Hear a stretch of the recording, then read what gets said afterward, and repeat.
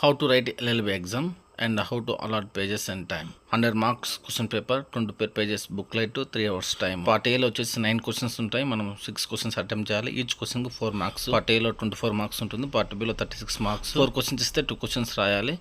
Each క్వశ్చన్కి 18 marks ఉంటుంది. Part సిలో 40 మార్క్స్ ఉంటాయి.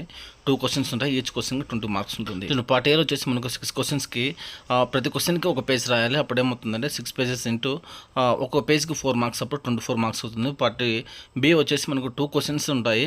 2 క్వశ్చన్స్కి ఈచ్ క్వశ్చన్కి 4 పేజెస్ అలాట్ చేయాలి. 4 పేజెస్ ఇంటూ 2 వచ్చేసి 8 పేజెస్ అవుతుంది. అప్పుడు 36 మార్క్స్ వస్తుంది. తర్వాత వచ్చేసి పార్ట్ ఏ వచ్చేసి మనకు 2 క్వశ్చన్స్ ఉంటాయి. ఈచ్ క్వశ్చన్కి మనకు 5 పేజెస్ అలాట్ చేయాలి. టోటల్గా 10 పేజెస్ ఉంటుంది. మొత్తం ఎన్ని మార్కులు ఉంటాయంటే 40 మార్క్స్ ఉంటుంది. టైం వచ్చేసి పార్ట్ ఏ వచ్చేసి మనకు 45 minutes, part B 60 minutes, part C 75 minutes, part సిలో వచ్చేసి మనకు 37 మినిట్స్ ఈచ్ క్వశ్చన్కి, పార్ట్ బిలో వచ్చేసి 30 మినిట్స్ ఈచ్ క్వశ్చన్కి, పార్ట్ సిలో 7.5 మినిట్స్ ఈచ్ క్వశ్చన్కి మనం రాయాలి.